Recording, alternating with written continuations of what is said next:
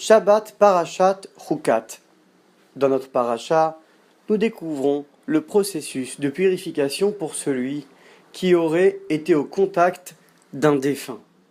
Ce qu'on appelle Tumat Met, l'impureté du mort.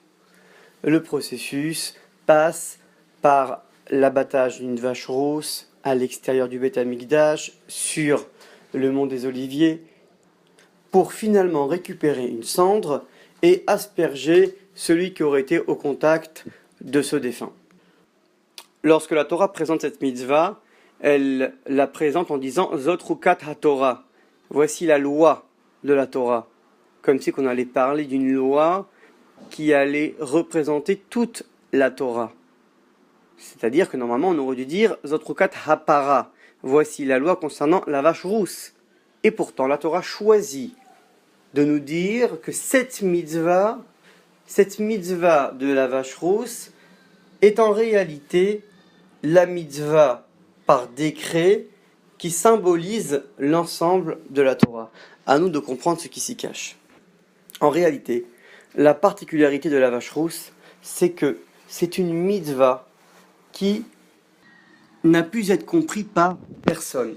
Même le roi Shlomo, qui a voulu comprendre cette mitzvah avec son génie intellectuel, disait Achakema, je me suis dit que j'allais la comprendre, mais finalement elle est loin de mon esprit.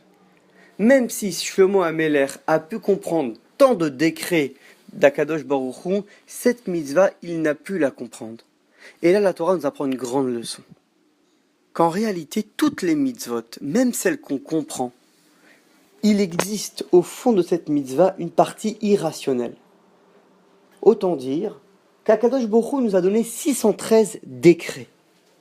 Seulement ces décrets ont, on peut dire, été mis à la hauteur de notre esprit pour qu'on puisse y comprendre. Mais ce qu'ils sont vraiment au fond d'eux-mêmes, même la mitzvah la plus logique comme ne pas voler ou ne pas tuer, en réalité c'est un décret, c'est parce que Dieu l'a demandé. C'est-à-dire que dans notre pratique, il doit d'abord y avoir cette acceptation de pratiquer parce que Dieu le demande, parce que c'est un décret, et par la suite, il y a cette compréhension, cette participation de notre personne à s'identifier à la mitzvah. Voilà pourquoi la Torah nous dit la vache rousse, cette mitzvah, ce décret qui n'a été compris par personne, est l'image idéale de ce qu'est une mitzvah. Voilà pourquoi la Torah ne s'arrête pas à nous dire Zot Chukat HaPara, voici le décret de la vache rousse, car la vache rousse est la seule mitzvah qui n'a pas été vers l'homme, qui est restée telle qu'elle était.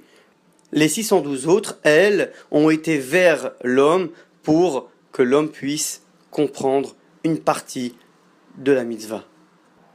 À nous de pratiquer en étant dans l'acceptation et l'identification, le chok qui se trouve dans chaque mitzvah et aussi le taranoug, le plaisir qu'une mitzvah peut apporter à un homme. Shabbat Shalom Uvorach.